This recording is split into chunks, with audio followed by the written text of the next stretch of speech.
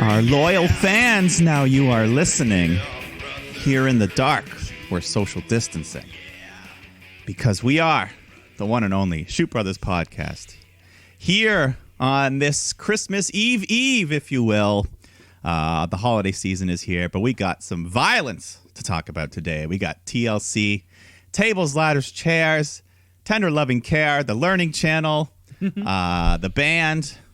I think that's their names. I can't remember. But those names don't matter because only two names matter in this wrestling world. We're talking about Mike, the Shoot Shepherd, Cam, the Christmas Tree Osborne. Bang, bang. And we are the Shoot Brothers. We got some wrestling to talk about. We're going to have some fun. We're going to do some things in between. We always have fun. What am I talking about? What are you talking about? Because, of course, the show here on the podcast, we do have a lot of fun. And, Mike, you said it yourself, Christmas Eve, yet the stakes have never been higher. For who? For TLC, because you are right. Because we did have the big pay-per-view this weekend, and all that was a lot of fun. Yes, so short week this week. Of course. So today is Wednesday, and there is Dynamite in NXT, correct? Correct. It's been pre-taped, I think.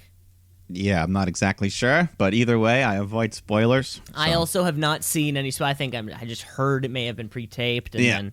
No, same with Friday. SmackDown is still airing on Christmas, but that's been pre-taped. And that's happened already. Okay, so we're kind of catching up with live life, and then we'll have probably our final show of the year next week, kind of covering this pre-taped stuff, and then the big shooties. The big shooties right around the corner. They are upon us. Unlike, of course, very much different than the Slammies, than the Slammy Awards that happened this afternoon. The rip-off, yeah. The Slammies are the rip-off of the shooties. Yeah, we'll even see some categories that were directly ripped off, but... The only difference is they can afford to give actual little statues. Yeah. If we could afford to give statues, this would be the most prestigious award in professional wrestling. But you know what? They're cutting themselves off 2 weeks early. We're letting all those last-minute ballots come in. Yeah. What if there's a 6-star match on this week? Big E, Sami Zayn for the IC title. Who knows? And they give him 45 minutes of uninterrupted television. I don't know. Anything can happen. Yeah, but no, the Slammies are screaming, "Stop the count!" But we do not stop the count early in this show. We want to get it all in. Absolutely, we do. Of course, the Shooties is are the prestigious awards which occur at the end of the professional wrestling calendar year. The calendar year. Because there is no end. Because there really is no end. It has to be broken off on calendar. Although we are in season 2 of Monday Night Raw. Season premieres happen every fall, but then WrestleMania is kind of the restart. So it's all over. It's all over the place, right? And it's because you can have certainly some of the categories, and some of the awards that can be won could be won from the beginning of the year. February. Do you remember February in professional wrestling? Revolution, the Rumble. I remember them, but it honestly feels like a different era. Crowds. It feels like that. It feels that like Brock Lesnar Royal Rumble was this year, but it feels like forever ago. Year, but it's in contention for all the awards this year. Edge came back. Yeah, one of the big returns of the year. Wow. So much happened. So much happening. Really can't wait for that show. But let's kind of tease or honor a different champion of sorts to kick off this week's show. Because it's time to crown a new Tweet of the Week champion. It's the Tweet of the Week. It's the Tweet of the Week. And Mike, this Tweet of the Week comes from now 2-time winner, Tweet of the Week champion, Lacey Evans. Hey, our girl is back. Who's back in the record or in the champions circle, and a former multiple shooty winner herself. Multiple shooty winner, of course. My previous, a best female wrestler, actually shooty winner. Huge awards. That's a huge honor. Yeah, one of 2 people. there's not much to pick from. Anyways, Lacey Evans comes at us this week with a blast from the past. Really, because if you can recall, 2 years ago, so Lacey Evans has been on the main roster for nigh about 2 years now. because just the other day she tweeted out, 2 years ago, my whole life changed. Now I was a different person. You know, Merry Christmas, this, that, the other. But that's not the point, because the photo in which she tweeted was, and Mike, let me know if you can recall what this looked like. Lacey Evans came up to the main roster with another little chunk of superstars from NXT. However, if you can recall, remember they were just billed in photos for weeks and weeks leading up to their entrance? Yeah, it took a while. It took a while for everyone to kind of permeate, and some even do so. So the photo Lacey Evans shot, or, was the 6 superstars that were on their way to the main roster from NXT. Mike, do you recall who those 6 superstars were?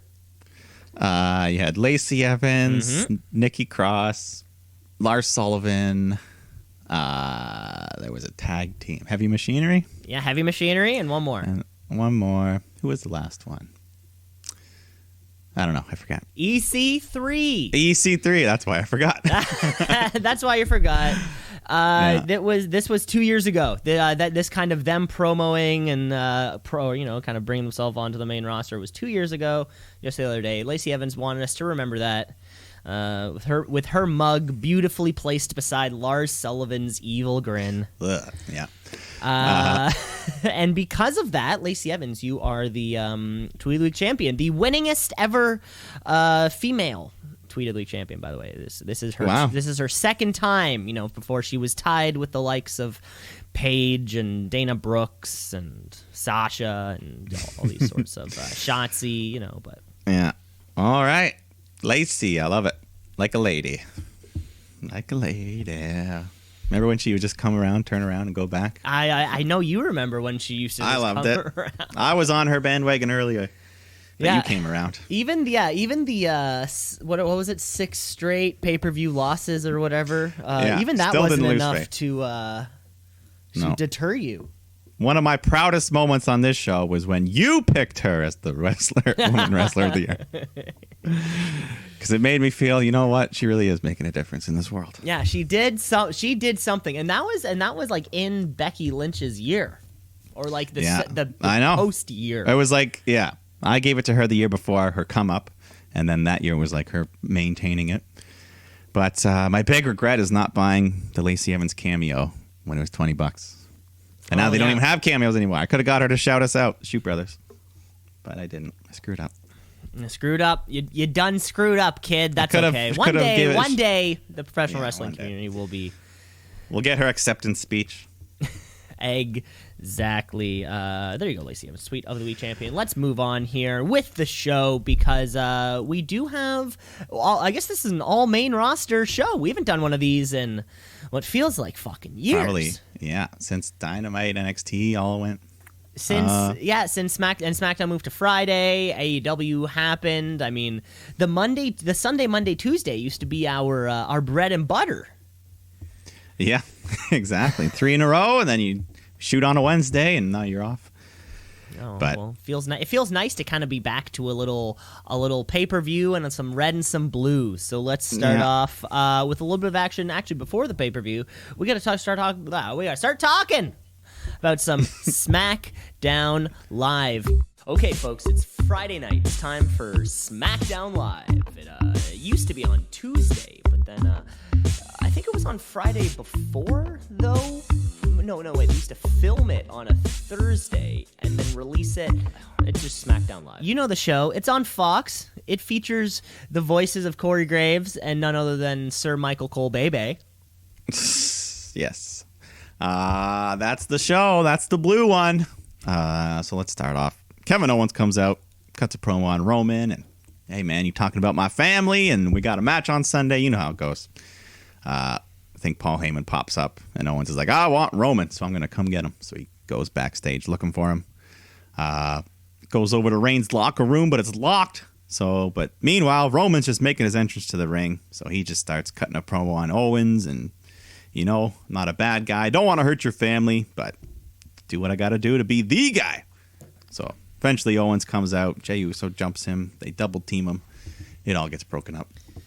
Roman's been using the family. That's been his biggest kind of gripe against all of his competitors since he's returned. Or, of course, Jey Uso, it was recognizing his place in the family, and now he's criticizing Kevin Owens' family. I think if one thing we've learned about Roman Reigns is that if you don't love or have a family, he'll just devour you alive.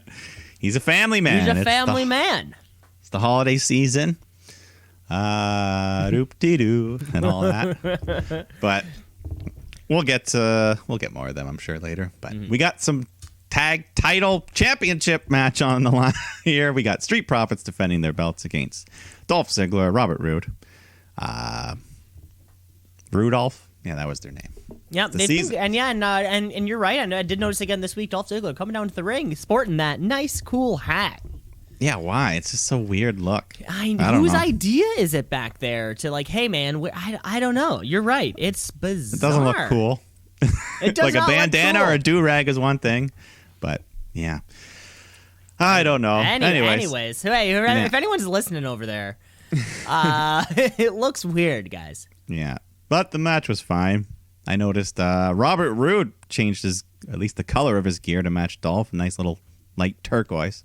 I think I've seen them do that before.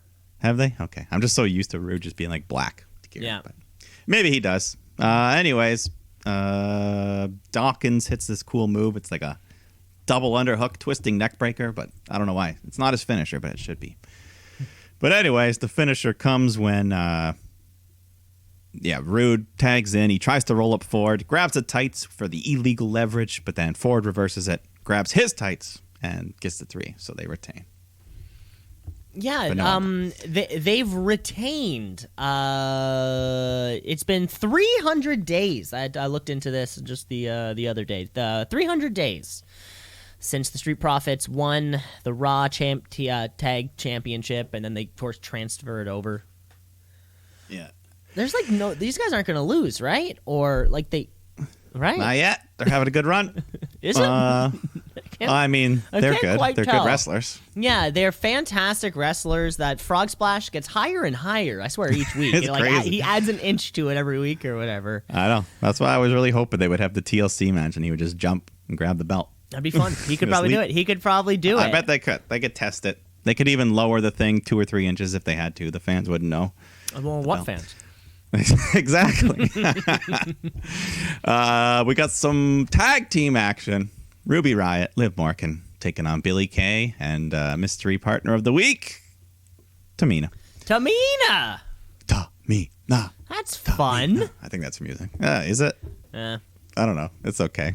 It's probably about the second worst choice you could have. But Tamina does the heavy lifting here. Billie tries to tag in, get the pin, but she ends up getting beaten with the drop kick flatliner thing from the Riot Squad, so they get the win. Yeah, every single week, it becomes less and less evident why Peyton Royce and Billie Kay got broken up. Yeah. This was like the latest installment in that. I mean, unless it finally ends up with Billie Kay giving her resume to Peyton, and they're like, oh, here we go. Oh, it's you. They're like, that was a waste of 6 months, but... Yeah, very bizarre. I don't know. Yeah, I don't know. Carmella comes out to the ring, and her buddy Somalia's there. He's got tables, champagne all set up for Mella. She's ready to toast to her impending victory against Sasha. So she just starts sampling the champagne and cutting a promo on Banks until Sasha shows up, splashes champagne on her, and just beats the shit out of her. Somalia gets her off, so Carmella smashes a bottle on Sasha. Ooh. Vicious. The Untouchable, isn't that what they were calling her? Yeah, that's her. That's what she says. I still don't like her chances for TLC though. Nah, but we'll see. We got Otis taking on Nakamura in the meantime, and Otis is now wearing a singlet. So I guess Vince wants to cover up his belly as well, like Keith Lee. Yeah, I think that's why hashtag free the belly is. Was it? No. No, I know. But I mean, I thought Otis's belly was like a part of his character. Yeah, because he has to go like rub it and stuff. Yeah, he's thrusting. But maybe, I mean, Chad Gable wears the little singlet look. Who knows? Maybe. Maybe. We're trying to make him friends. And Gable was there. He's still coaching Otis. Otis is about to hit the caterpillar, but Gable says, no, we're not doing that. Suplex. So he ends up doing this nice capture suplex, followed by the Vader bomb. Gets the win. Yeah, it's a good one. Yeah. And then we get this video that I think they played on all 3 shows. It was the Happy Holidays from WWE video, where Drew McIntyre's in the ring. Okay, yeah. I thought I definitely saw it on TLC. Yeah, it was only worth watching once, but they played it on all 3 shows. Yeah. I have to mention it here. The slimy green monster 2020 makes his big heel entrance. He's like, big heel entrance. And he says, I missed the Zoom call for this. And then he farts. And the voice sounded just like Braun Strowman, so I'm pretty sure it was. Anyways, he cuts the promo, and Drew says, enough of this, hits a Claymore on 2020. And then we get a bunch of wrestlers beating them up. And 2021 comes out. This big superhero hits a big power bomb on 2020. Yeah, he's in a big like Iron Man suit. Yeah, some cloud with him. And him and Drew just fucking beat the shit out of him. Yeah, fuck 2020. That was a good one. Yeah, it was. And then we get the first annual Sammy Awards. Of course, the parody of the Slammies, which is a parody of the Shooties. So Sami Zayn, he's all dressed up. He's got a nice-looking burgundy tux. His hair's kind of slicked back, and he's got the awards. There's a lot of gel and hairspray in there. And the awards themselves, which are basically Sami Zayn action figures, just painted gold on top of like a soup can, painted black. Kind of. Looked nice. The first award, Comeback of the Year. The award goes to Sami Zayn. Well deserved. He did, yeah. I think one of him and Roman, they both had pretty big comebacks. Yeah. The next one, Match of the Year, which goes to Sami Zayn for defeating AJ Styles and Jeff Hardy in that ladder match. Very good match. Very good match. Which I may say, yeah, very well may be one of the best matches of the year. So he's 2 for 2. Last award, Superstar of the Year. And he's reading cue cards this whole time. Goes to Big E. He couldn't even correct himself. He just read it. So Big E comes out. He's tampered with the cue cards earlier in the show. He gives a speech. Sammy's shook. But Sammy tries to say there's been a mix-up. But Big E just attacks him, flings him down the ramp, and then he breaks his Sammy award. Oh, the nerve. The nerve of this guy. But hey, that's the feud. But hey, that's how the feud works. Sami Zayn can sell ice to a polar bear, right? He's awesome, yeah. And that's going to be a great match that, we'll later find out that's going to be your Christmas Day main event, I'm assuming. Intercontinental Championship action. Yeah. I guess it actually is on Christmas Day. Yeah. I'll be watching basketball. Well, yeah, speaking of, the nice Raptors premiere tonight, folks. Yeah. Oh, speaking of, Cameron Thunder Osborne, for the first time in his life, gets the first overall pick in the fantasy draft. Woo. And like the smart pick to pick, he selected James Harden. James Harden, thinking maybe he's coming home. James Harden. Not home, but to our home. James Harden, who earlier Mr. today... 60 points a game? Not a game, So a video came out of him at a strip club like a couple days ago. Christy Pitts? And now, now he could miss a bunch of games because he broke the league's COVID protocols. But you think he's doing it on purpose? A bunch of other players on the team can't play in the home opener tonight. Because because they broke the protocol or whatever. So, and do you think it's a self-sabotage because he just wants out? No, I think he's just an idiot. Oh. Yeah, no, it's that because you wouldn't be getting paid for those games that you miss. Well, I know, but if he wants out that badly, yeah, I know there's hot rumors flying around.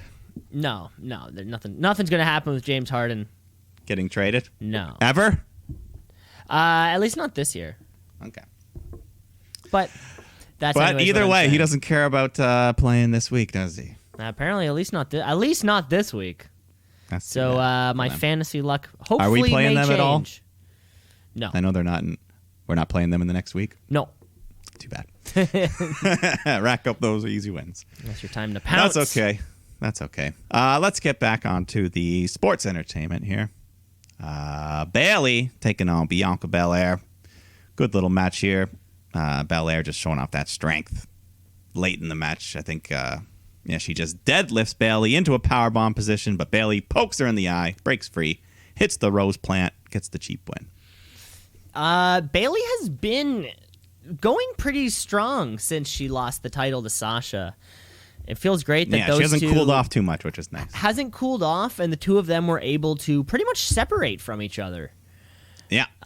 Pretty easily also, and Bayley and Bianca just keep bringing each other up.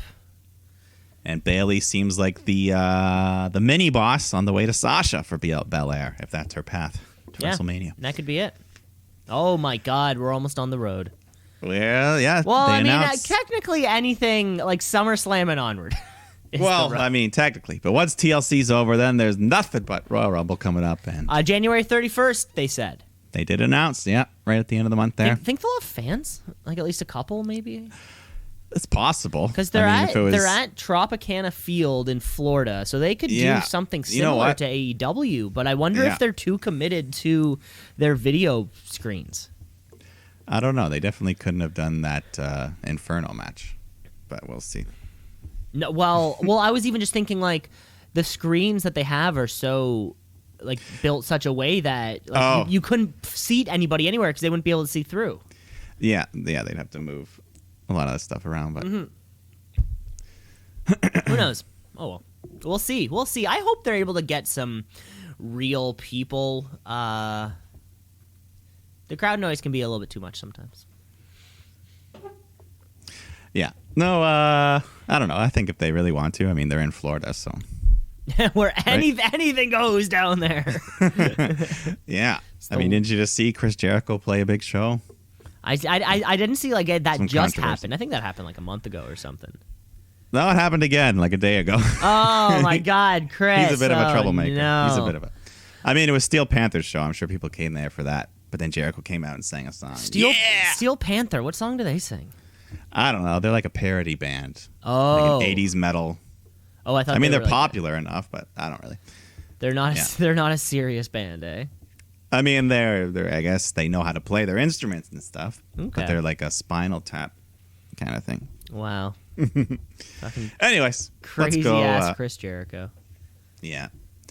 But that was the last match. But there was one more segment where Tribal Chief comes out with Paul Heyman and Uso for one last promo on Kevin Owens, and Kevin Owens comes out. He's still beat up. Him and Uso just been fighting all night. And then I think, they just double team him again, start putting him through tables, spine buster, Samoan drop. They just bury him under all the broken pieces of tables and then just start piling chairs, ladders, everything. No way to protect himself here. But, he's just dead and buried, and Roman and Uso, they all go to the back. But then they look up on the screen, and somehow Owens crawls out of the pile, gets on the mic, and just cuts one last promo to end the show. Yeah, this was a weird way to end, to kind of use like the last little bit of time they had, I felt. Like I was already kind of like sold on the match after all the promos kind of leading up to this, and I feel like the odds are so stacked against KO right now. Yeah, and it's it definitely plays out that way as well. But I mean, that's it. I mean, he's the babyface. I guess that's what they want. Yeah, and that's and I guess that's your SmackDown for you. Yeah. So let's just jump right in, because that leads us into the TLC 2020 review pre-show. Pre-show was some kind of 8-man tag that I didn't watch, but I saw like later on in the show. Yeah, there's Big E and Sami Zayn. Something happened. Yeah, that was basically the whole. It came down to Sami Zayn, Big E. Big E pins him with the big ending. So basically, that set up him getting his title shot on Friday. So there you go, Big E, babyface. There we go. Who else was in the match here? Brian, E, Otis, Gable. Daniel Bryan. Man, what's he doing? It's kind of weird that he's on the pre-show. But. Baron Corbin, Cesaro, Shinsuke. So there you go. That was that. Yeah. Nothing wrong with it. But let's get to the meat, the steak, the burger, the main show. Filet mignon. There you go. Let's start off with a big match. match, Drew McIntyre defending his WWE Championship against AJ Styles in the TLC match. AJ came in with a clear strategy, which was just target that knee of Drew, just constantly working it over, chair shots, ladder smashes. But AJ takes a good beating as well, you know. He's tiny, he gets catapulted all over the place, thrown into ladders. I think at one point AJ's just like wrapping Drew's leg up in the ladders with a calf crusher. He's really working that leg. Oh, yeah. and it's working. Drew's limping all over the place. It's working. He's limping. AJ's got him set up on a table, but then Drew just like chucks a chair at his face, hits a big belly suplex onto a ladder. But then almost starts getting involved. So he helps AJ, slides the ladder into him. So AJ's climbing up, but then Drew just picks him up, presses AJ over his head, and tosses the damn guy over the top rope through a table onto the floor. That was a big bump. Like a flip. He flips him over. Oh, man. And there was just like... The way he hit, too, it was just kind of like one table and down. Ooh, yeah. Like all tailbone, all hip. No Dean Ambrose to break his fall like the other time. My God. That was painful. No Dean Ambrose to break his fall. Yeah, all he had was like a 1/4-inch table. Yeah, that was our big bump. AJ in all of these gimmick matches, he's gonna give us a 40-year-old man. Yeah. So at this point, he's dead. So Drew has a clear path. Oh, also, one thing I noticed, sorry, I got to interrupt you there. One thing, because there were a lot of spots. So also early on, I liked the calf crusher with the ladder. Yeah. That was a good one. AJ goes through, he sets up a chair in the corner. He ends up going through it.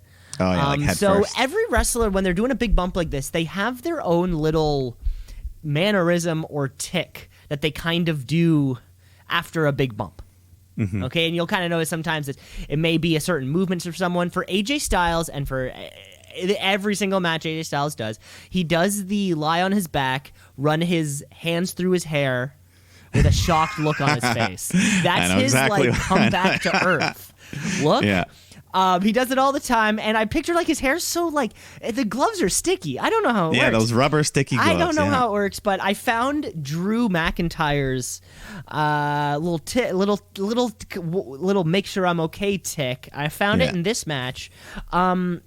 So press your thumb. You can do this at home. Press your thumb against like your pinky finger, and then your ring finger, middle finger, index finger, and just like go back and forth like that.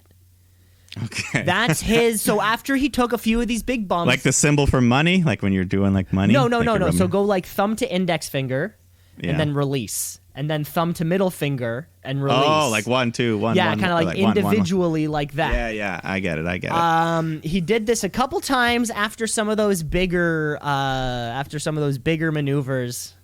Yeah, he took in this one. But yeah, look out for that one. No, I like that. Well, I've noticed Roman's tick in the past. Roman Reigns, he does the one finger on temple rubbing and like moving his jaw around. Oh yeah, he's always like doing he's trying to like get his jaw back in place, like rubbing adjusting his jaw. Like, or maybe he just did a rail of Molly before he came out. He's grinding. Anyways, back to the match. AJ, big bump, he's dead. So Drew's got a clear path. He's climbing up the ladder towards the belt when The Miz comes running out, power bombs Drew off the ladder through a table, and then John Morrison comes running out as well. He's got the Money in the Bank briefcase with him, and he hands it to the ref. The ref says we're cashing in, but The Miz does bring up a point that he was not the one that technically handed it to the ref, so we'll deal with that later. Okay. But for now, the cash-in is official. This match is a triple threat. Miz just smiles. Everyone's knocked down. He slowly starts to climb the ladder. But he forgot about the human ladder, Omos, who just steps right over the top rope, gets into the ring, just reaches up with one hand and yanks Miz down. And then he just chucks him over the top rope through a table on the floor. Another painful bump. Another bump. 3 table bumps. Big table. There were a lot of table bumps. Big table bumps. So he's out. And then John Morrison comes running in from behind and just literally smashes a steel chair on Omos's back, and it just obliterates from the destructive force, and he doesn't even move. He just turns around and glares at Morrison, and he actually looked pretty badass here. He just kind of chases Morrison off to the back, or power walks after him. But I don't know. I thought he looked badass here. Yeah, and John Morrison is possibly in the AJ Styles level selling category. Yeah, good. Yeah, he making almost look fucking fearful, and he like the way he was like backing up in that kind of scurry back. He tripped over a ladder on his way. It kind of fell down beside him, but he was still Yeah. You know, like if it was a cartoon, his legs would be moving his legs would be spinning for a couple seconds and then he would take off, you know? But anyways, that was all just to take those guys out of the match. So back in the ring, AJ and Drew, they've recovered. They're both climbing up the ladder, slugging it out. When The Miz comes in, he's got another ladder, so he's climbing up beside them. AJ gets knocked down. Miz tries to steal the belt, but then Drew headbutts him off, so he's all alone at the top. But then AJ comes springboarding in off the top rope, lands onto the ladder. He knocks Drew off. So this last couple minutes here was crazy. Edge of your seat. Don't know who's going to win. Miz and AJ, they got their fingertips on the title. When Drew, he gets back in, he just tips the whole ladder over. AJ falls over the rope to the floor. Miz stays in the ring, but then he eats a claymore from Drew, who's now finally all alone. And with one leg, he hops up the ladder, unhooks the belt, wins the match, and retains. Wow. But yeah, I thought this was awesome match. Great bumps. The last 5 minutes, I was just on the edge of my seat. I didn't know who was going to win.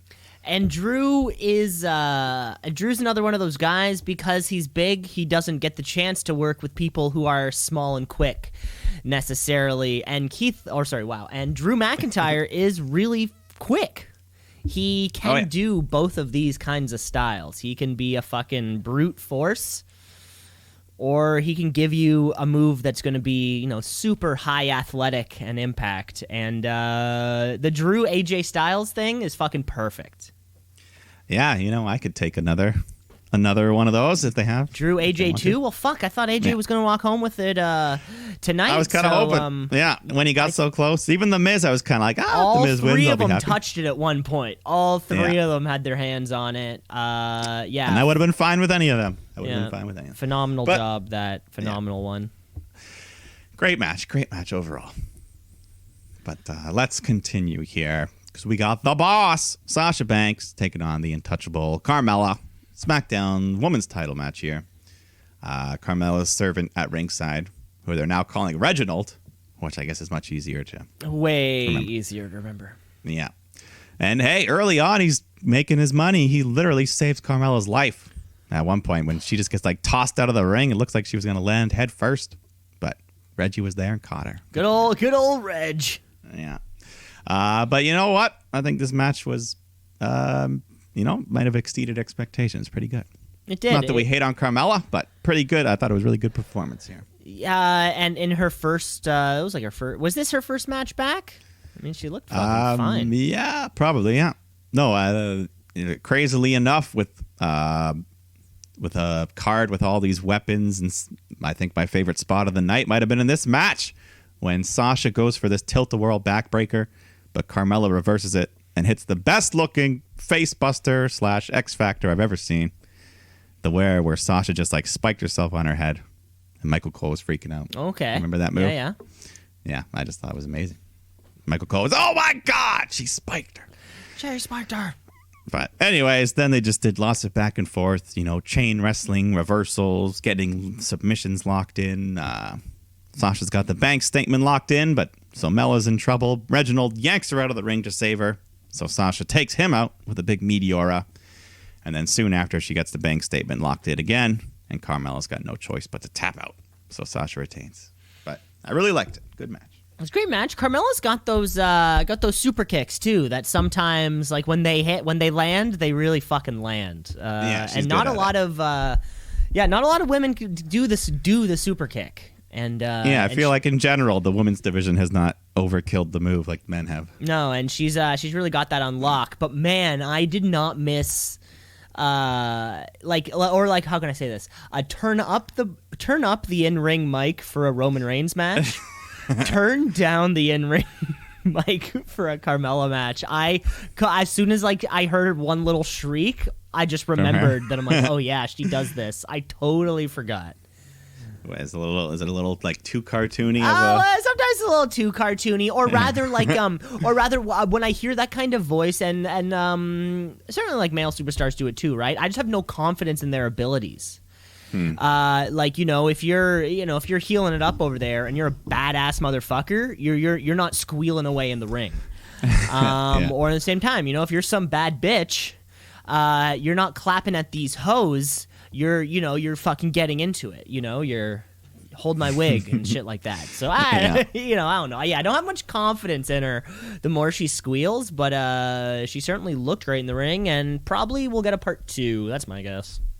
Yeah. Either way, the wrestling was good. Yeah, agreed. How much time? It was like 12 minutes. Did you see that? Yeah, and it was pretty.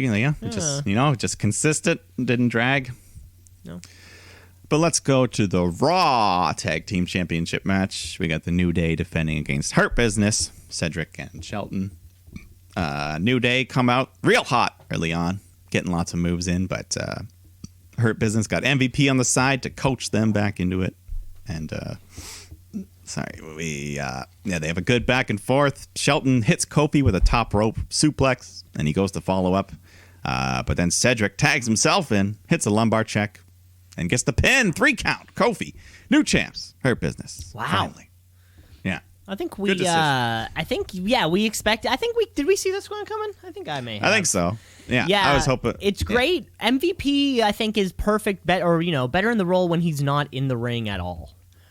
Yeah, he doesn't have to wrestle very often. And putting the belts on those other guys, like, it sort of solidifies where we are. MVP's in charge, and he's a good manager because he got all these guys belts. Exactly. Yeah.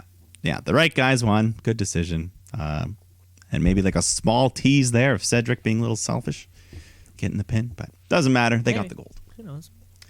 Who knows? We got more tag title action. This time, the Women's Tag Team Championship. Nia Jax, Shayna Baszler defending against Asuka, and a mystery. So I was still holding out last-minute hope that Lana would somehow make it. A miraculous comeback. But nope. It's one person that we guessed it might have been, but Charlotte Flair.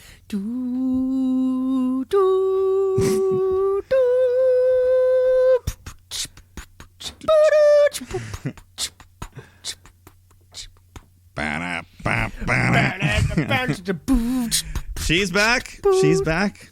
Yes, I mean, overall, I'm glad she's back. As soon as that popped up on the Videotron on the big screen behind him, I thought to myself, finally, women's wrestling is back. I thought you wanted this at the Royal Rumble. I did want this at the Royal Rumble, but you know what? Give it to me. Anyways. She can still win the Rumble. But Lana died for this. Lana died for this. Well, anyways, I am glad that she's back. She looks great. I think in her time off, she might have lightened up on some of the facial, the fillers, the Botox. Her face looked younger, more like her NXT days with less stuff in it. I'm not sure how any of that works. But, yeah, I'm not gonna say too much. But anyways, as always, she looks good in the ring. The best. No rust. Never. She can't. It's impossible for her to not go out there and fucking blow the roof off. Yeah, she hits a nice moonsault to the floor. Her and Asuka definitely the more talented team of the two in the ring. So eventually, Asuka and Nia Jax take each other out. So Shayna and Charlotte in the ring. Shayna tries to lock in the Kirifuda clutch. Charlotte rolls through, hits the natural selection, gets a 3 count. Charlotte and Asuka are your new women's tag champs. This was awesome. I think we both had the suspicion that Asuka and blank were going to win. Yeah, I mean, I'm happy to get the belts. Whether it was somebody else. Yeah, I wanted to get the belts off Nia and Shayna regardless. I'm surprised Shayna was the one to eat the pin. That one felt a little bit weird to me. Why not give maybe it to that'll break off into, I don't know, a mini Charlotte Shayna feud. I don't know. Yeah, or maybe, is this spelled the end of Shayna and Nia Jax, hopefully? Hopefully. I also don't think that Asuka and Charlotte will hold the belts for too long. No. Because I think Charlotte's going to want to go for Asuka's belts sooner than later, so, can't have that. Yeah, well, coming back with Asuka, like babyface Charlotte, right least now. for now. Well, at least like right now, coming back as the babyface. Who knows what'll come of her? And she is on Raw, right? Yeah. Yeah, she's on Raw, but those tag titles do give them freedom. They can go to SmackDown. Because she was drafted, or I guess she was drafted in the time off. She was drafted, to Raw. Right, okay. Makes sense. So anyways, and by virtue of this win, Charlotte becomes the 4th ever Women's Grand Slam champion. 4th ever. Wow. Yeah. And Asuka becomes the first woman to hold the tag titles with 2 different partners. Well, that's cool. So there you go. History. History was being made tonight at TLC 2020. Mm-hmm. Well, let's go. More championship action. Roman Reigns defending his Universal title against Kevin Owens in our second TLC match of the night. Reigns comes out first, makes his entrance, hangs up the belt, but then Owens jumps him, looking to get a hot start. So he's just beating him up, hits a big frog splash off the apron.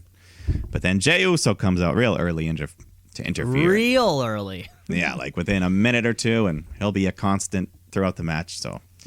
Owens just fighting uphill. He's trying to beat the shit out of Uso, stomping his foot in a chair to break his ankle. But so Jay's taken out for a little bit, but he'll be back. In the meantime, Reigns and Owens just beating the shit out of each other with stairs, chairs, ladders, the old table chair spot where, Owens gets back body dropped onto one. And then Owens sets up a seated chair and does a nice looking like fisherman suplex. Roman just lands on the corners, the edges. Love it. There was a lot of this, too.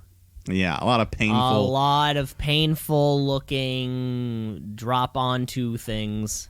Yeah. So Owens, he's climbing the ladder. He's got the title in his hand, but Uso comes back out again. And so Owens is dealing with this double team. There's tables set up all around. But Owens pop-up power bombs Jay through the announce table. Then he just starts burying him under anything he can find. So he gets back in the ring, and Roman grabs him, power bombs. Oh yeah, this was crazy. I don't know. This was weird. Roman power bombs Owens onto a ladder, but then Michael Cole calls it a spine buster through the table, getting every detail wrong. I don't know how he did. He went 0 for 2. Yeah, spine buster location table. and and maneuver. Yeah, but anyways, then there's this ladder that's turned on its side. And Reigns slams Owens back first onto that. Ooh, he's taking that bump a lot before. Yeah, but that's got to hurt no matter how you take it. Of course. Like just flat spine, boom. I guess he's got a little bit of cushion there, but still. Then he choke slams Owens through a table, goes over to help out his cousin Jay, get him out from that pile that he's buried under. And then Samoan drops Owens through another table. We must have gone through 20 tables tonight. Have we hit the stairs yet? Portion of the match? There was some stairs, some stairs getting slammed into each other. So anyways, Roman climbs the ladder thinking he's got this match won.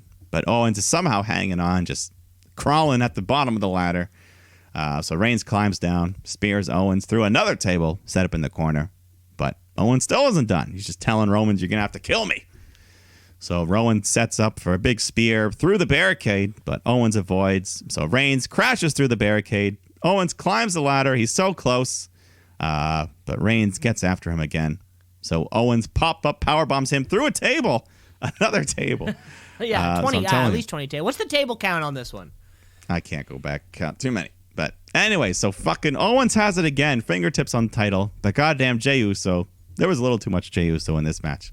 Mm-hmm. Owens was so close, but Roman recovers, climbs the ladder. So they're both at the top of the ladder, and then Reigns punches Owen in the balls, locks in the guillotine choke. So Owens knocks out, falls off the ladder. Then Reigns unhooks the belt, wins the match, retains his title. Wow. Yeah, I like the match a lot, but yeah, just fucking Jey Uso, you little prick. Yeah, when you have the 2 TLC matches in a night, like Roman and Kevin Owens probably just watched AJ Drew, and they're like, okay, so we have to match that.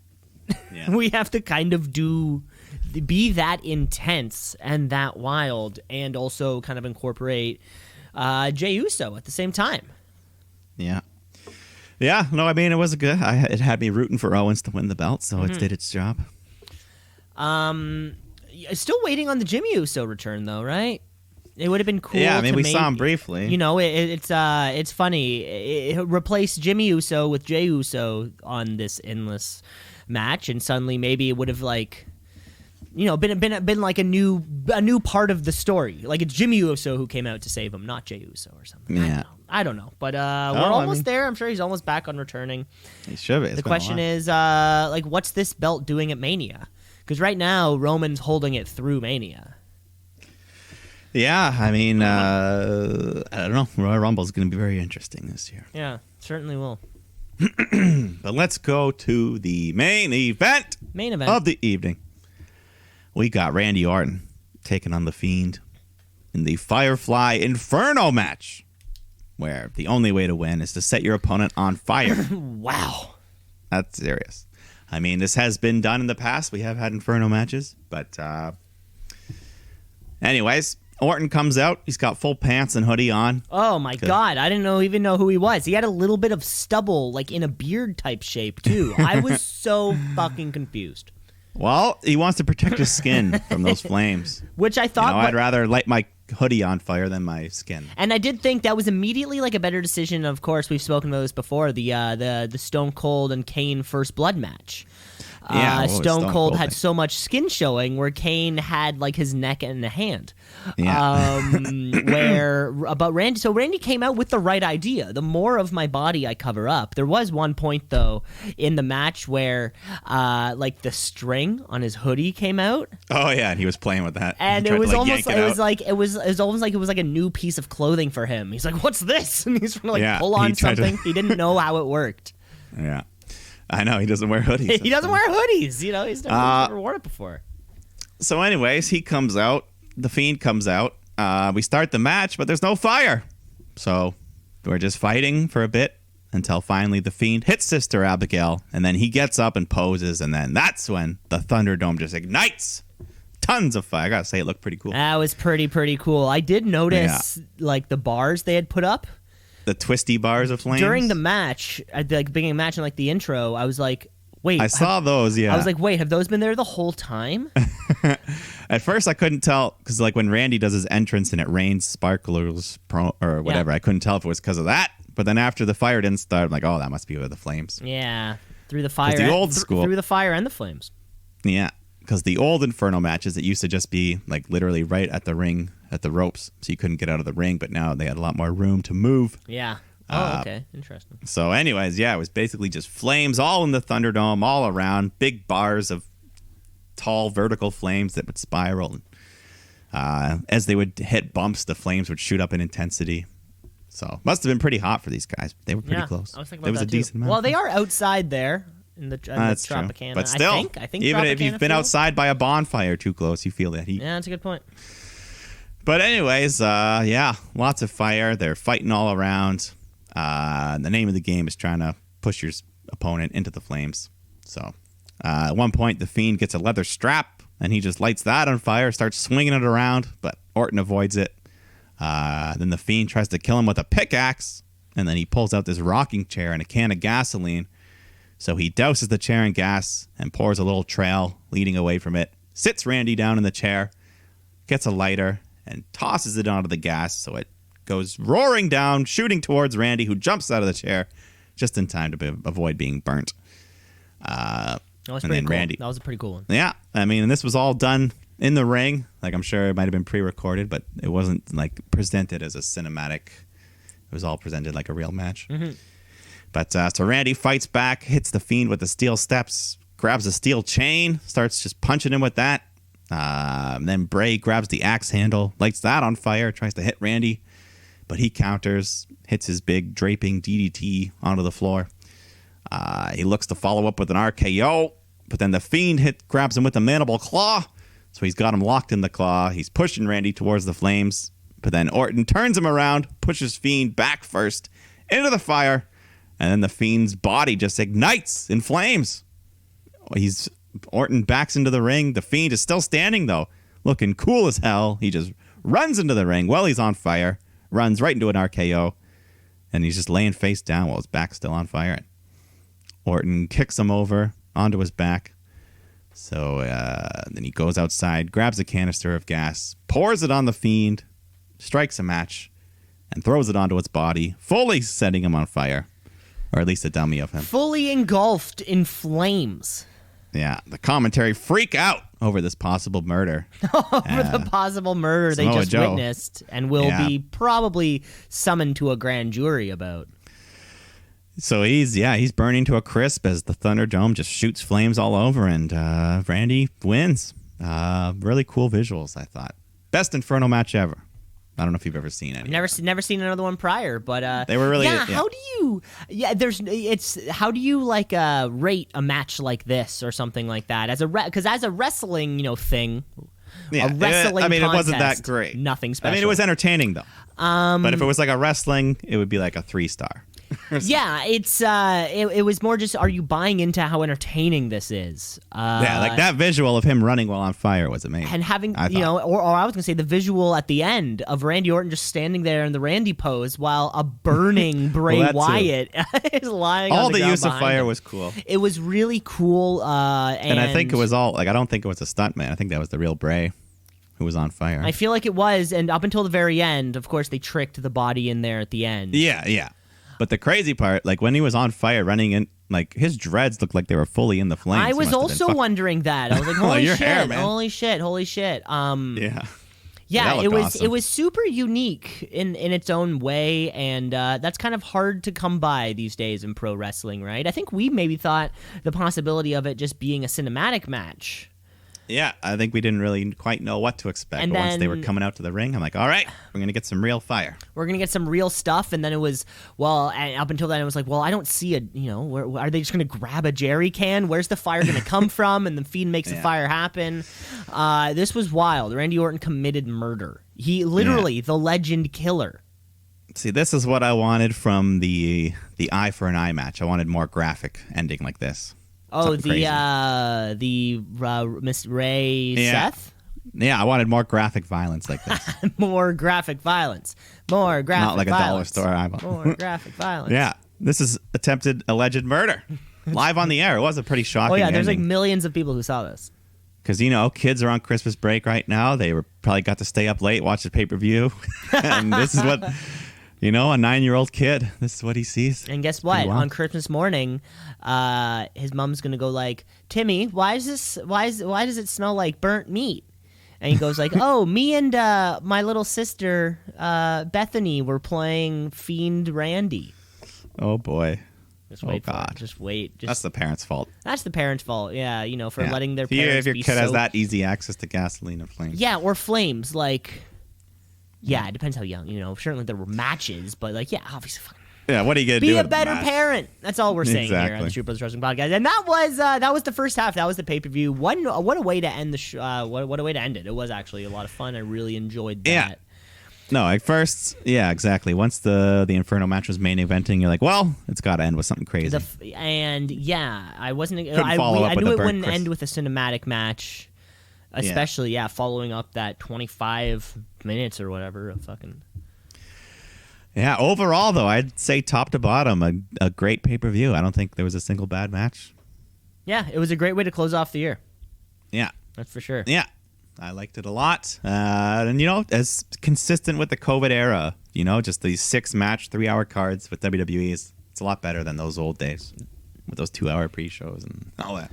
Yeah, the COVID era has brought in focus on a lot of the pay-per-views and direction, and sometimes pay-per-views often just felt like matches were being thrown together just for the sake of them happening. But there wasn't. I mean, look at this card, right? We didn't have either of our mid-card titles or our Raw Women's title, but the matches which did happen still felt so relevant. Yeah, they all had stories that had been building for a while, so. Good card. I liked it a lot. Yeah. Maybe one of the best TLCs ever. Maybe first or second best. Wow. There you go. There you have it. That's coming. Yeah. Okay. Mike, how about we take a break? Let's take a break. Let's take a break. We'll come back with the second half of the podcast. We got trivia. We got Monday Night Raw, Wrestler of the Week. So stick around. Let's shoot. Yeah, let's shoot. Yeah, let's shoot. Brother, yeah, let's shoot. Yeah, let's shoot. Yeah, let's shoot. Brother, yeah. Jack White, solo album? Yes. Yeah. It's a cool I don't song. know if I've heard as much. Cool song. Is his, of course, the White Stripes, that other, what's the other, the Raconteurs or something? The Raconteurs, yep. Is that his project or is he just part of it? I think that is. Well, I don't think they are like an actual band anymore. But when we were in high school, yeah, that was a Jack White project. Okay. And then there was another one after the Raccon tours called The Dead Weather, which was also a Jack White project. And then just got a lot. Solo business. The man is talented, you could say. You could. It's probably been. I would. It's probably been said before. I mean, I think. As much as Seven Nation Army is transcended. It's become a cultural, like soccer chant. People sing it. People do all these things. Of course. Oh, it's one of the most iconic riffs of all time. And he had the song with Alicia Keys. Was one of the James Bond tracks. Off one of the new James Bonds. Yeah. Like I never Quantum of Solace or something. I haven't followed the Daniel Craig era. Yeah, it's that's a good song. That's a good song. That's an interesting mix-up. White and Alicia Keys. Right? Yeah, Jack White and Alicia Keys. The mashup we didn't know was coming. Mm-hmm. Yeah, who knows? Cool beans, Mike. The second half's been going this whole time. That's okay. How do we do? Oh, well, we got to start off the second half because we have some important Monday Night Raw business to get to. Is it important? I don't know. I just said that to try to make it sound a little more exciting. Before we hit up Monday Night Raw, let's do our trivia. Trivia. Woo! Trivia. Woo! Woo! Fun and games. Second last trivia of the year. Yep. Everything's the second last. This will be our second last Raw, or our second last Wrestler of the Week, our second last. And it's on the second last day before Christmas. The second last day before Christmas. Yeah, that's right. Christmas. Mike, I've got 1, 2, 5 questions for you. Well, I've got for you basically the same thing you gave to me last week. A gauntlet. Gauntlet. Yeah, I was hoping this was going to happen. But it's not potato chips. It's not food related.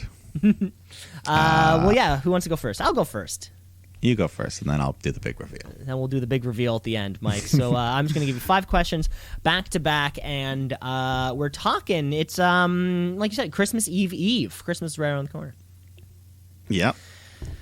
Mike, so today we're talking about the top-selling Christmas toys. This is going to be trivia based on the top-selling Christmas toys of each year. Okay. If that makes sense. Yes. So we're going to start off. Actually, we'll be able to get all these.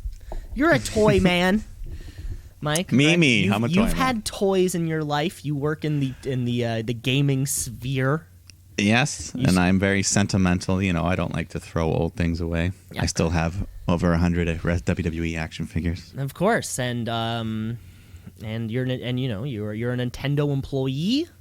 Yes. And all these sorts of things. So, Mike, we're going to start off with an easy one. In 2016, the mini version of this console was the top-selling Christmas gift.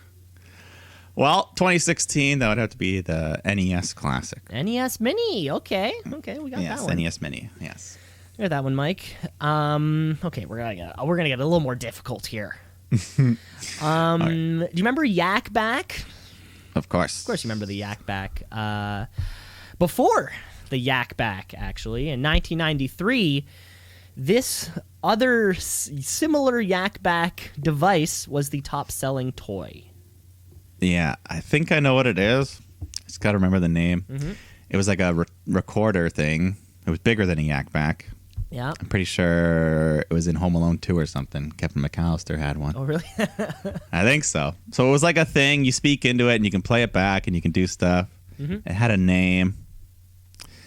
Not, see, I want to say, obviously, this isn't the name, but like Playboy, but not Playboy. But like, you know what? You're close. You are. I know, that's what close like. with It's Playboy. something like I'm thinking like like words like that, not Walkman, not Playboy, but like playback, plaything, something. It's something like that. I never owned this device. I owned a Yak Back. Yeah. This other device I think was more expensive, more crazy, but a talk, a play. You're okay. We're there. A talk play. Almost talk play. A playback. A talkback. Almost. A play kid. Oh my God. Okay. You've said all the words, but you are right. It's so close, Mike. So I got to give this one to you. It was the Talk Boy. The Talk Boy. Okay. And you're right. It was in Home Alone 2. It kind of looks like a little cassette player with a little speaker on the end. Yeah, I always wandered on like that looks so cool. Yeah. It was kind of like the precursor to the Yak Back. Yeah, the Yak Back. It was funny. It was fun. But it's such a. It was like. Yeah, you could slow it down. Yeah. That was a fun little device. Okay, Mike. Got another one here for you. Okay. In the year that you were born, these 4 nouned heroes were the top-selling toy. 4 nouned heroes. Yeah. Noun. So their names are nouns? I guess every name is a noun. The 4 nouned heroes, as it were. 4 noun? Well, I'm thinking like Ninja Turtles are 4 heroes. So Ninja Turtles? You got that one right. Okay, I guess I may have phrased it probably because I was looking for the Teenage Mutant Ninja Turtles. Okay, sorry. Well, I mean, I know that. You got it. No, but you did get it. They were the top-selling toy of the year 1990. Follow-up question. In the year that I was born, this disc game was the top-selling Christmas gift. This disc game, you say? Yes. So it can't be like a video game because they weren't on discs yet. Or I mean, well, Sega CD, maybe? When you say disc game. I'm realizing, you're thinking about other plays. Maybe think non-electronic discs. Okay. So a disc game, maybe like a board game. I mean, a Frisbee's a disc, but that's not a disc game. Disc, year 1991.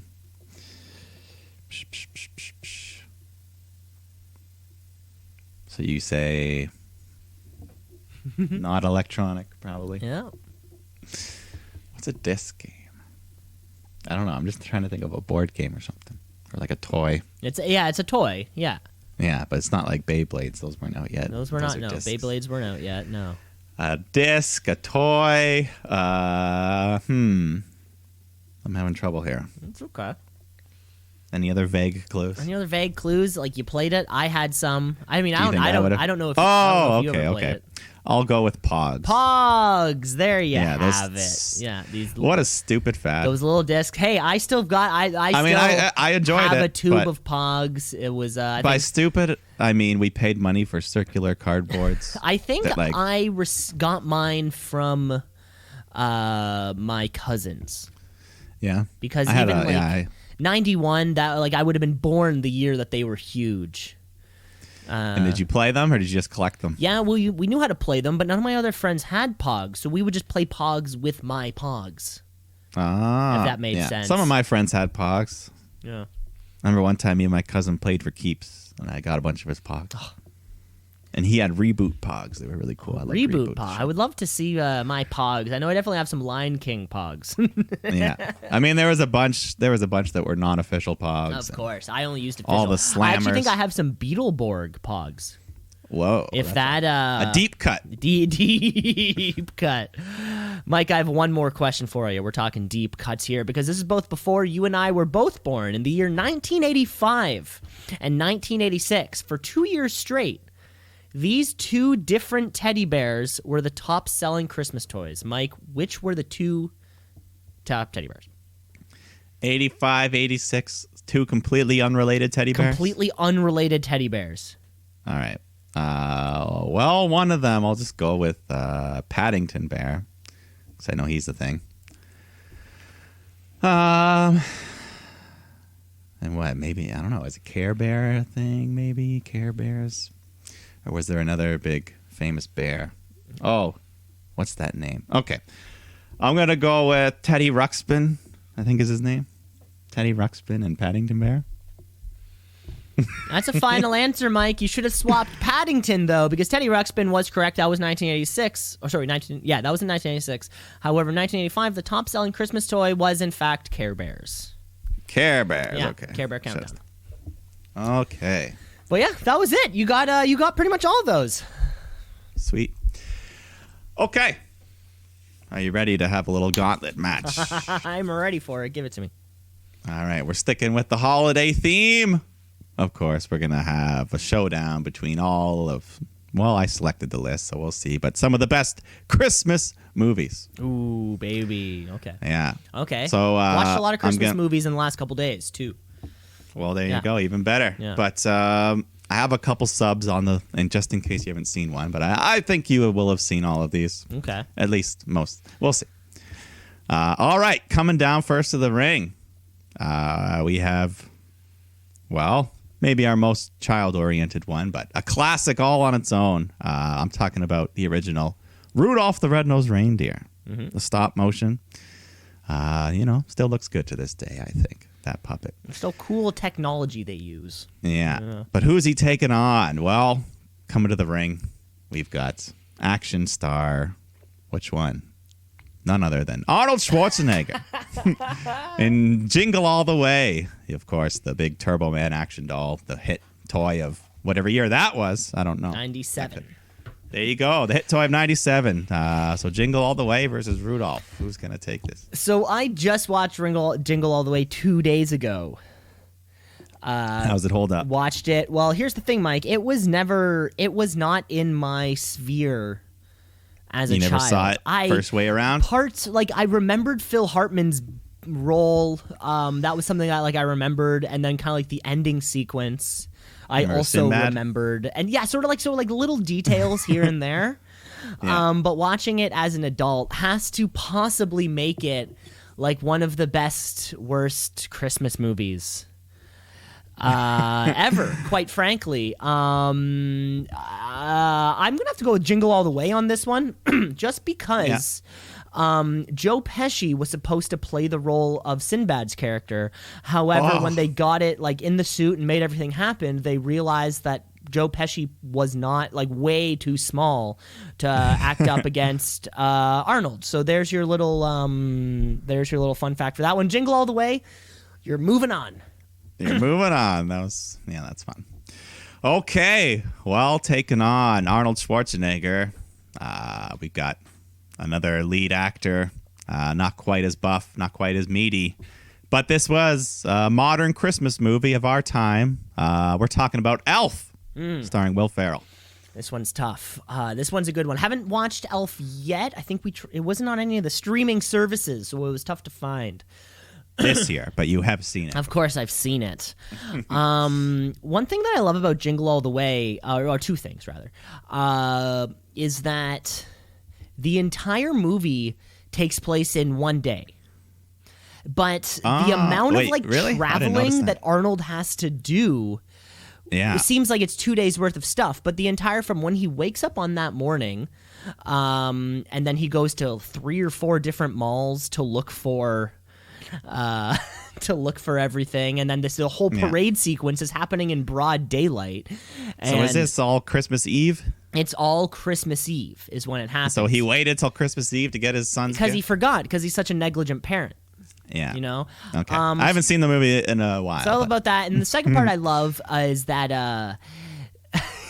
when Arnold Schwarzenegger plays a role, his name in the movie is Howard Langston. But he is clearly an Eastern... So he plays like a white American. He's clearly an Eastern European strongman. And there's the moment at the end where he's in the Turbo Man outfit and he calls out to Jamie, I pick you. And the mom, his wife, the mother of his child, thinks to herself, oh, there must be 2 Eastern European strongmen who live in this area. You think that she would be able to pick out her husband's voice. Elf, on the other hand, funny, classic. I recently watched a little thing on the Christmas movies that made us. It's up there on Netflix, talking about how they filmed a lot of the North Pole scenes to make, and using forced perspective to make Will Ferrell look larger, look so much larger than everybody else. They did a lot of cool tricks. Recommend you watch that on Netflix. Elf is walking away to the next round. Elf is moving on. Elf. All right. Well, he's taking on a juggernaut coming up here. Uh-oh. Well, at least I think so. One of another classic movie. We talked about it briefly on your end of the trivia because we're talking about Home Alone. Home Alone. So watch this one last night. Yeah. So super fresh. Speaking of Joe Pesci. Well, and that's what it is. After I heard about Joe Pesci was supposed to be Sinbad in Jingle All the Way, I automatically think of Sinbad being Joe Pesci in Home Alone. I think about them kind of like doing like a swap on that and then seeing how that movie would be different.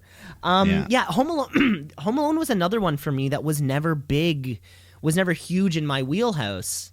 And I love this one as a kid, and so many people did, and it just for whatever reason wasn't a part of my thing. Watched it again, kind of for the first time last night with like adult eyes, and I was like, I was like, okay. I think it holds up. I heard some cool things about that movie. Like John Hughes wrote it in like '85, and no studio wanted it for years. And it's truly, one thing I will give it, the last 80s movie. I mean, I know it's released in 1990, but, it was written in the 80s, greenlit in the 80s. Oh, yeah. That dinner scene when they're all eating the pizza, that's an 80s pizza and dinner. Yeah, and you're just going through, like, that's an 80s Pepsi logo right there. Oh, yeah. That big jug. But just because of the, at least, impact that it had on my life, where Elf is going through the next round. Elf moves on. Okay. All right. Elf, Will Ferrell, staying strong. He's a strong man, but can he beat the power of Bruce Willis in Die Hard? Oh. The other action Christmas movie, I guess. Yeah, this is where this is the moment where like Brock Lesnar comes out number 29. Some people like to argue it's not a Christmas movie or something, This is that moment of the battle royal where you're like, there's no fucking way that Drew Gulak is going to be able to toss out Braun Strowman. You're like, no, there's no fucking way. We got to go Die Hard on this one. I think what I like more about the movie is the controversy that surrounds it, right? The constant debate. Whether it's a Christmas movie? Whether it's a Christmas movie, whether it's not a Christmas movie. I mean, does a movie have to be about Christmas, or does it just have to take place during Christmas? I guess that's the whole argument. And those are the classic debates. One thing I love about Christmas movies personally is, and it's the incompetent father rising to the occasion and being the family man that he should be. We see it in the Tim Allen movie. We see it in Jingle All the Way. We see it in we see it in Die Hard. So I think it has the theme of the family man who, through his mistakes around the holiday season, manned up to be there to provide for his family, and that's what makes their Christmas movie. And and a hell of a lot more people in his family in the end. He helps out. Yeah, exactly. Running barefoot through that building. A lot of other people along the way. So because of that. And Drew Gulak's not going to toss Brock Lesnar over that top rope. Bruce Willis and Die Hard, you get the win on this one. Die Hard is living on. But coming up next, who knows? This is a big one. Depending on whether you like it or not. That's another thing. But I think most people, I think this might be the Daniel Bryan of Christmas movies. Who knows? Who knows? Because taking on Die Hard, we've got the classic National Lampoon's Christmas Vacation. Watched this 3 days ago. Yeah, I'm glad this is. Yeah, and just like we were recalling about the incompetent father, none exemplifies that more than Chevy Chase. But what a heart of gold that guy. What a heart of gold he has. That's exactly what it is, and that's what always will come out in the end. I love all this. The lights when he's trying to get him to plug in. That's a good bit. The light switch. When he's putting up the lights, that's funny. Everything that happens to Julia Louis-Dreyfus and the boyfriend next door, like all that. Rob Lowe? No, it's not Rob. Is it Rob Lowe? It's not Rob Lowe, but it's a Rob Lowe type. Rob Lowe. Yeah. Yeah, I love this movie. And of course, brought the iconic "shitters full." Oh yeah, every quote. character, every cousin, the crazy aunt that wraps her cat up, the uncle with the cigar, all the crazy. The guys. dry turkey, like Christmas Vacation is a great example of what the worst Christmas would be like. But guess what? When you're with your family, there is no such thing as the worst Christmas. Yeah. God, Chevy Chase. This one is hard. But I have to go with fuck. This one is hard. Is this our last match? Is this the last one is this the last round? We have two more. Two entries. more rounds after this. So, oh my god! But I mean, this could be. I did say this was the Daniel Bryan. This is the Daniel Bryan. You really can't beat it. God, I gotta give the edge to Christmas Vacation, though, because we've all experienced parts of that Christmas story, whether it be the crazy cousin or the tree that won't fit. Yeah. Or the family member that just loves Christmas so much they're going all the way with all the fucking the lights, exactly, the and it's what it's like to go all the way and what that means. And no, I'm the man of the house, and that's what I have to do. Little bonus side points to there's these eggnog cups that Uncle Eddie and him carry, and they're like moose reindeer, and it's like they're the weirdest looking cups. I've seen those for sale, and I've thought about buying. It's like, them. Which side do you hold it on? Like, there's no handle. And to keep those in the cupboard, they take up so much room. The weirdest fucking thing. Christmas Vacation gets the edge on this one. Good. Okay, yes, we are running down near the end here. Here comes maybe our first heel of the match. We've got our mature rated. We got Bad Santa. Yeah, I think, Bad Santa was never one. I've probably seen it, maybe. Definitely haven't seen any of the follow-up franchise. No, I've only seen the first one. I think this is Billy Bob. I think this is one of those moments where, like, a superstar is crushing through a Rumble or something, or a Battle Royal, and then the Boogeyman comes out. You're like, oh, come on, guys. Come on. They got to have a cool-off before number 30. Exactly. They got to cool off a little bit before, whatever that main bout's going to be. And I think this is our boogeyman. So Christmas Vacation keeps rolling through.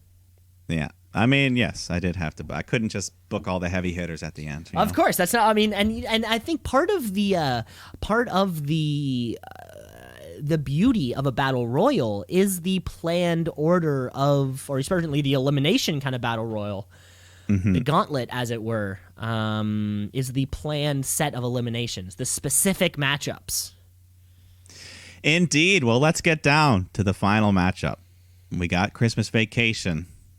Coming in at number 30, we've got the classic, A Christmas Story. Ralphie, his BB gun. All that shtick. Oh, fudge. Oh, he didn't say fudge. Oh, he didn't say fudge. He had the tongue on the pole. This was a movie that I didn't watch at all until I moved in at my stepmom's place. Because she and my stepbrother and stepsister, it was sort of part of their Christmas routine. So it was something I really didn't see at all, I think, until I was like 11 or 12 years old. So yeah, it didn't quite have the impact as like other movies that I had seen for a long time.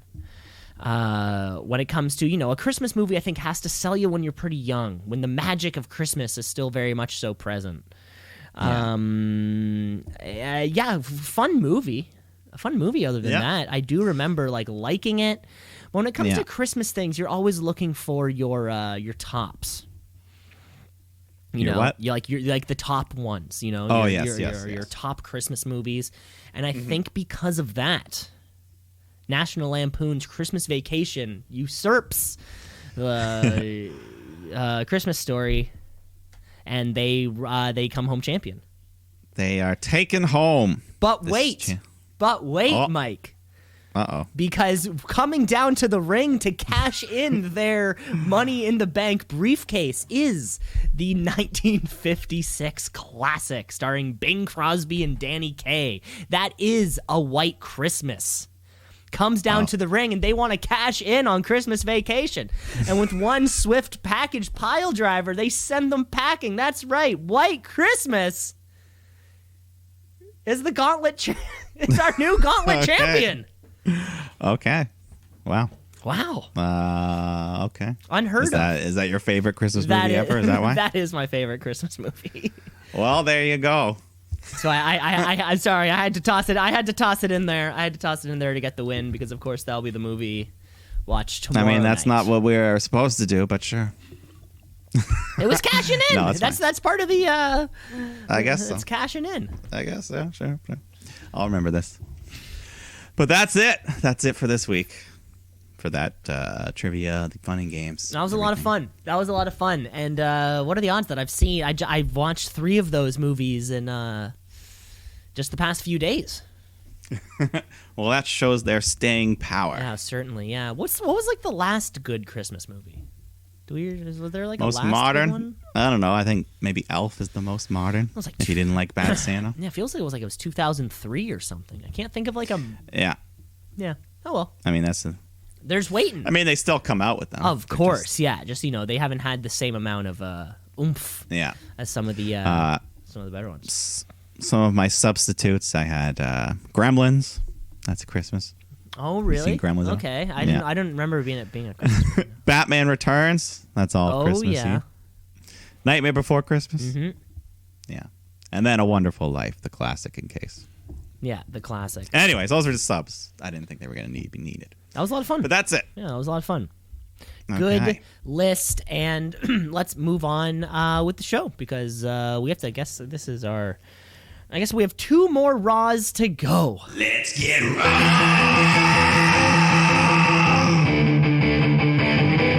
Let's get raw.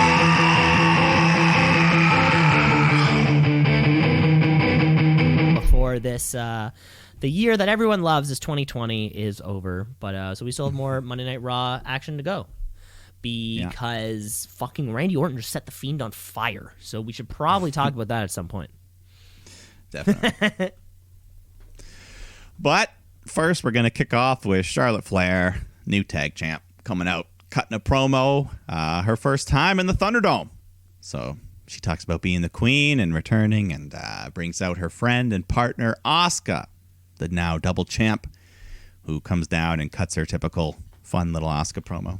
Always part fun. Japanese, She's part English. so excited all the time. Yeah, great enthusiasm. She's happy to be tag champs with Charlotte. So Nia, Shayna come out to interrupt. They cut their promo. Nia insults Charlotte for being gone 6 months after she broke her arm. Calls Charlotte robotic, but look who's talking, girl. But Mandy Rose and Dana Brooke come out for some hilarious joke telling. Dana says Shayna looks like Rudolph with a nose job.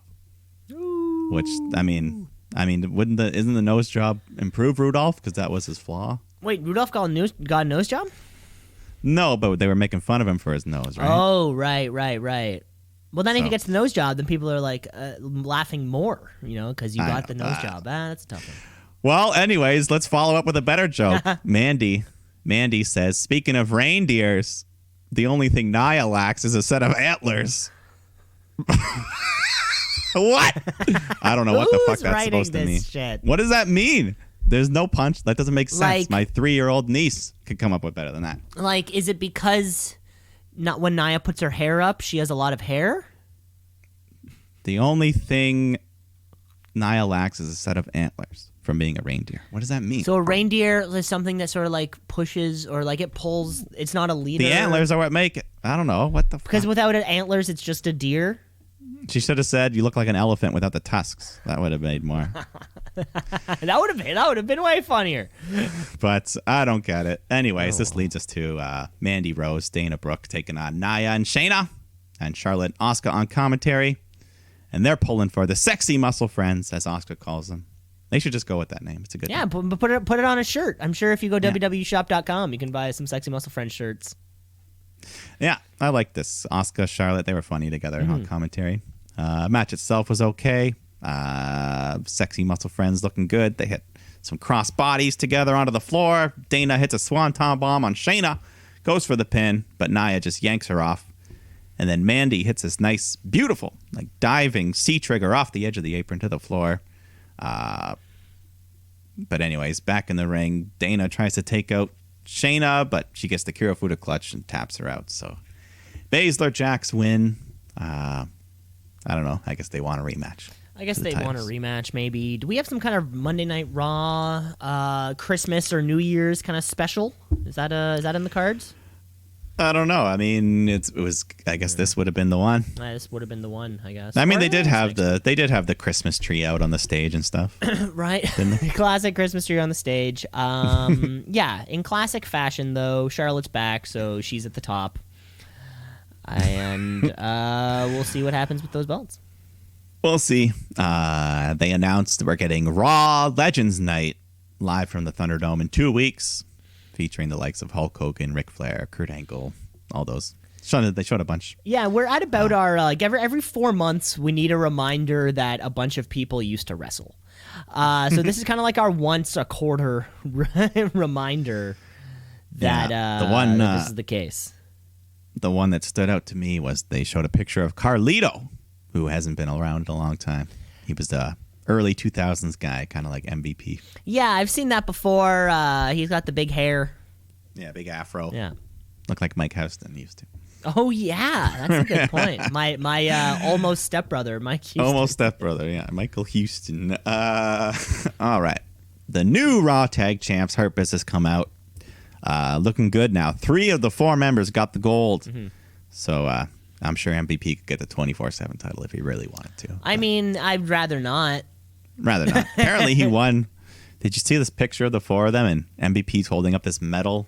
He apparently won some like jiu-jitsu competition this weekend. Oh, really? That's cool. He's still going. Huh. Yeah. Anyway, so they come out. They're cutting a promo, celebrating. They're in the VIP lounge. MVP brings a photographer he hired to take some nice pictures. But then R-Truth appears with the 24/7 title behind him. So the gang will come running out, chasing him off. Riddle and Jeff Hardy come out. And Riddle cuts a promo saying, "You don't need to be wasting money at the club. What you need is just chilling out. You know, maybe huck the disc in the backyard, grill up some tasty treats, get a little toasted, and then maybe listen to the Joe Rogan podcast or watch a Dave Chappelle comedy special." Big shout out. Big shout outs. This just sounded like Vince McMahon's mind of what stoners do. They get high, they listen to Joe Rogan. And so that's what they do, right? And Dave Chappelle, he smokes weed. Dave Chappelle smokes weed. Yeah, so that was 100% Vince just writing what every stoner's into. Yeah, I can't wait. I can't wait until we actually get the quote, "Dude, where's my car?" And nobody has the heart to tell Vince that that's already a thing. Yeah, Dude, where's my car? It's funny, right? He doesn't know where his car is because he smoked so much weed. Yeah. Then we get Drew Gulak taking on Angel Garza, who we haven't seen wrestle in a while. And I think Angel Garza did one of those. Did he do one of those little backstage look at the camera promos again? Yeah, he's been doing those for a little while. He's arbitrarily just kind of giving a rose to the camera. Very bizarre. Yeah. Speaking of, remember Andrade? He's still undrafted to this day. Andrade undrafted.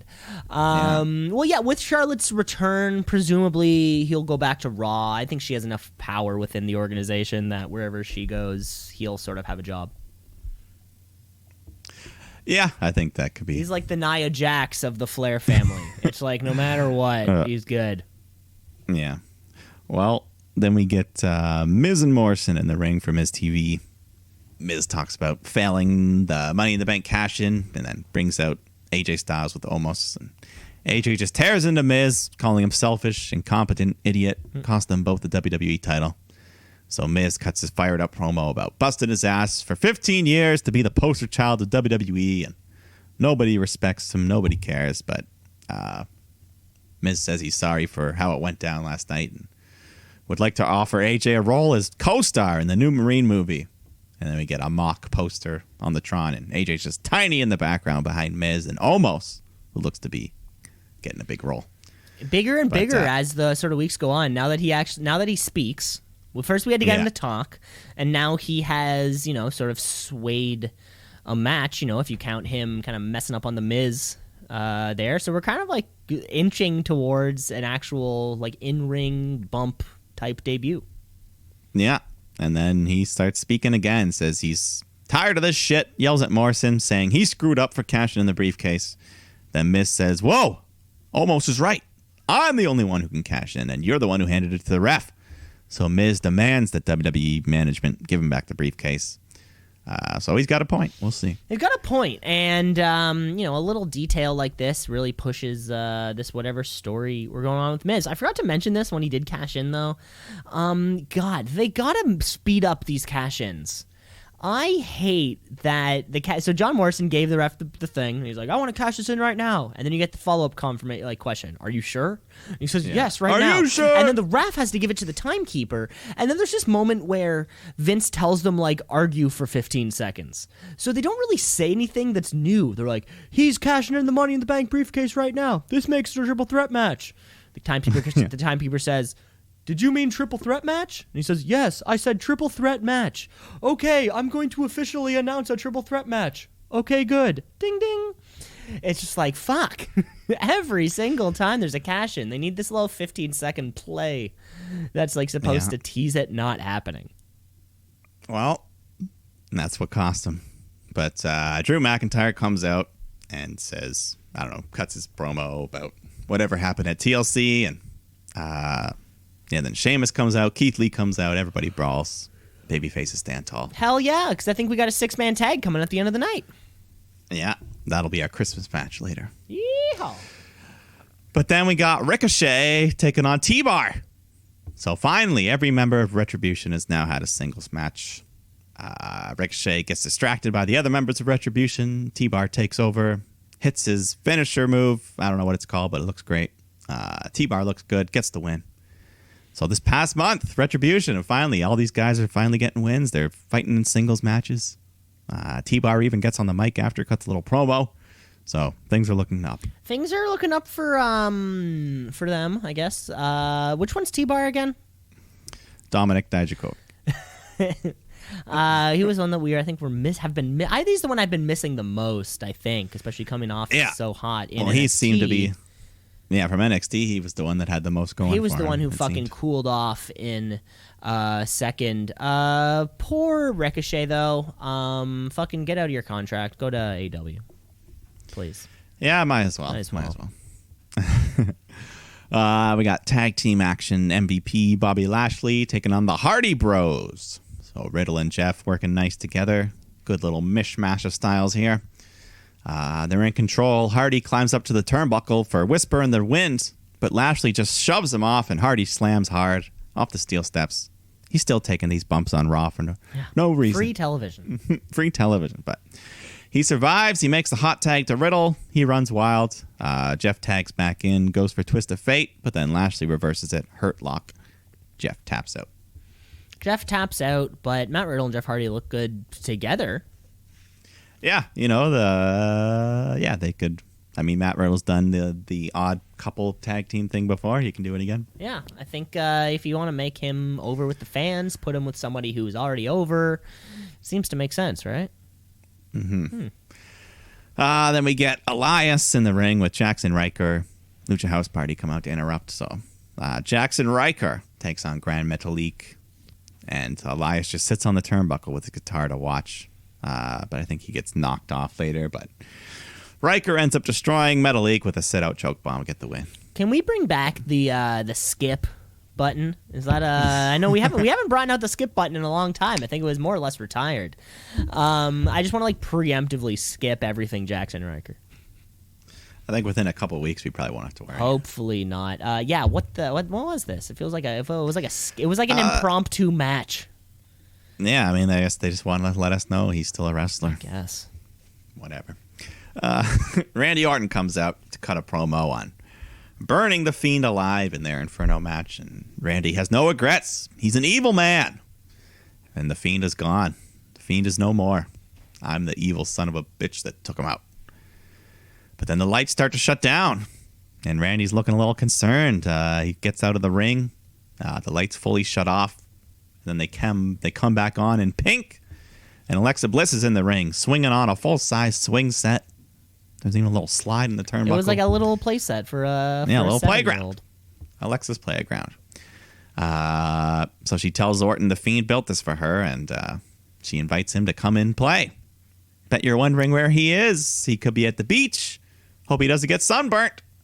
Or he could be eating his favorite food, barbecue. So she's just laughing at all her fire and burn jokes, and She's got her contact lenses there, giving her those freaky eyes. Alexa says it's almost as if the Fiend was absorbed right through the ring mat under the layers of ground, down into the earth. So he's home. I guess implying he's back down in hell. So, but then she gets serious and says if he ever does come back, it'll be like nothing you've ever seen. So, Super Fiend? Super Saiyan Fiend.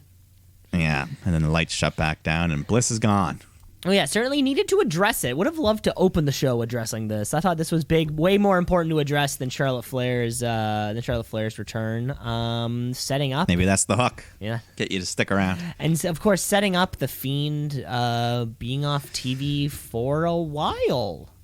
Yeah, and I think maybe he will come back looking even more freakier. Yeah, are we kind of going through another character metamorphosis or something? I mean, if Frieza, if anybody can pull it off, it's Bray Wyatt. Yeah, we'll see. And in the meantime, though, nice to have Bliss back after her a couple weeks. But let's go back to the women's tag team division. Charlotte and Asuka taking on Lacey Evans, Peyton Royce, who Peyton and Lacey, we still don't know why, but they're just doing their thing, tagging in, arguing, tagging each other out. Anyways, Charlotte hits the figure eight, gets the win. Yeah, haven't seen that one in a little while now, have we? Yeah. Who'd she get the pin on? I think it was Peyton Royce. It doesn't matter. Yeah, it doesn't fucking matter. I think it was Peyton. Yeah, a little bit messy again. Peyton Royce and Lacey Evans shouldn't be a tag team in the first place. No. Asuka and Charlotte didn't really do much by beating people who aren't really a threat. Again, we've said this for weeks. Who wants these fucking belts? I do. You might as well. We need a Braun Strowman Nicholas type team. Like, let's just get somebody with some random fan, because that would make them feel more important. I don't know. Well, let's go to the main event. In the spirit of the season, we've got a 6-man tag holiday street fight. So Keith Lee, Sheamus, Drew McIntyre taking on Miz, Morrison, and what was it, AJ? AJ, yeah. AJ, Miz, Mo, Sheamus, Lee, Drew. Yeah, so, holiday street fight. We got our presents, our Christmas trees at ringside, tables with cookies and eggnog. The classic eggnog has to be there.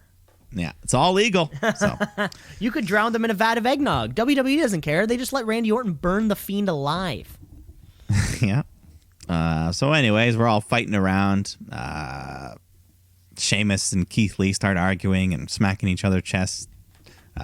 Miz gets tossed into a pile of presents. And those sharp corners on those boxes, those can be dangerous.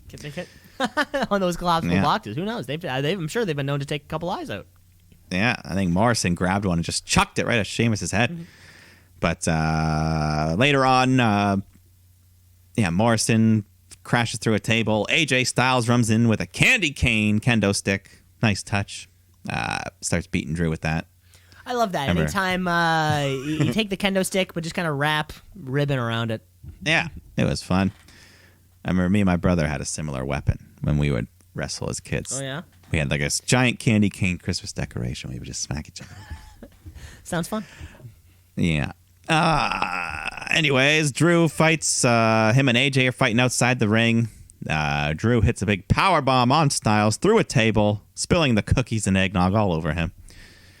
And then Drew's ready to hit the Claymore on Miz, but Sheamus tags in. He's ready to steal the glory with a brogue kick. But then Keith Lee tags in, knocks Morrison off the apron, right into Omos's arms, who slams him through a table. And then Keith Lee hits a spirit bomb on Miz, gets a 3. But as they celebrate, Sheamus brogue kicks Keith Lee, and Drew just yells at Sheamus, "I told him you were cool," as we go off air. And he wasn't cool. He was cool. He wasn't cool. He kicked him. Good match. Sort of the classic 6-man tag. Waited a little too long to use the weapons, I think. That would have been fun. It's been a few weeks now of this Sheamus Keith Lee tension. Yeah, it's definitely along with. Eventually it's going to lead to Drew Sheamus as well. It seems it's going to have to. Of course, we need something to go to the Rumble, and then our fucking predictions got to come in. What's going to happen there? Yeah, fuck. Only got a Sooner than later, it's going to be here. Right around the corner, of course. And that was Monday Night Raw. That was it. Okay. Let's take a quick look at the Slammies. Quick look at the Slammies, of course. The ripoff of the Shooties. Rip off of the Shooties. Yes. Let's not give them too much glory. We'll just quick categories. They gave Male Superstar of the Year to Drew McIntyre. Oh, yeah. Yeah, that's fair. Well deserved. He's carried that title this entire COVID era. Ring Gear of the Year they gave to the New Day. That's fun. They're always they always got fun ring gear. They were Gears of War themed a couple weeks ago or whatever. Yeah. Return of the Year goes to Edge. Yeah, I won't argue with that. Yeah, I mean that was at the Rumble though. Feels like a lifetime ago. Exactly. The Rivalry of the Year went to Edge, Randy Orton. Oh yeah, they had it was officially the greatest wrestling match ever. Exactly. Female Superstar of the Year goes to Sasha Banks. I don't argue that. Female Superstar. I mean, Bayley feels like the one who's held the belt for she did more of the time, Sasha but it was was a big part of it. Sasha's taking her down, you know. Yeah. Girth over length. But Breakout Superstar of the Year goes to the Street Profits. Yes, well, they've been champion for 300 days now, which is almost the entire time. So, of course, they also won Tag Team of the Year. Goes to Street Profits. Yeah, well, they're the only tag team that seems like actually want to be a tag team. And then I guess overall, WWE Superstar of the Year goes to Drew McIntyre. Was there no... Yeah. Oh, yeah, I guess, it's a ripoff of the Shooties, so they have no cool categories. And then, the final one was the Match of the Year, which went to Undertaker versus AJ Styles, Boneyard. Surprising. Maybe a little... It was worthy, though. Maybe a little bit of crowd service to the fans, Undertaker's last, it gives them a chance to accept the speech, or, accept the award speech or whatever. But, yeah, that was a fun match, also. But that was it. Not as good as the Shooties. Not as many categories. Yeah, not as good as the Shooties. So wait until that. It'll probably be 2 shows from now, Mike. Also, as you know, so we compile to the end of the week, of course. It is an ongoing award, but it is kind of we do chunk it out in year-long kind of brackets. Also, we do have to cover. It is the Wrestler of the Week. It's the Wrestler of the Week. Wrestler of the Week. Of the Week. Of the week, the Wrestler of the Week, of the Week, of the Week, the Wrestler of the Week, of the Week, of the Week, the Wrestler of the Week. Of course, it is an ongoing award, but I guess we can kind of also determine really kind of who our Wrestler of the Week year award goes to, right? It can be, whoever's won the award the most, Mike. I'm going to kick this one off. It takes a lot of guts to be set on fire. This one was easy. Dude, TLC, like you said, one of the better TLCs you've probably ever seen. And AJ Styles, just being AJ Styles, he does not need more recognition from at least me. Or at least from the podcast, right? His achievements are cast in stone, will forever be. However, getting lit on fire, that's something that you don't get to see too often. And I'm giving this one to the Fiend, Bray Wyatt. Yeah, no, it was quite the spectacle to see. That was a lot of fun. Mm-hmm. I'll give mine to another one who I'm not sure. I'm sure he's won a couple, but doesn't show up as often either. Great wrestler, put on a great performance at TLC. I'll give it to Kevin Owens for taking a beating as well. Kevin Owens taking a beating not only on the show, but in the fucking the weeks of build up to this match. Yeah, it's been a rough one for him. Been a rough one for KO. Hopefully he'll jump back in the limelight sometime soon. Yes. And that's all the time. And that was it. That is the show, all the time we have until next week's post-Christmas episode. Yeah, we'll, post-Christmas, pre-New Year's, we'll close out the year. Close out the years the way they deserve to be closed out. Remember, you can rate, review, like, and subscribe. The podcast is all over the place. There is pre-taped action tonight that we'll kind of cover on our next post-Christmas episode. Yes, we shall. That sounds fantastic. Okay, thanks for listening, folks. Mike, we'll talk to you later. See ya. Shoot.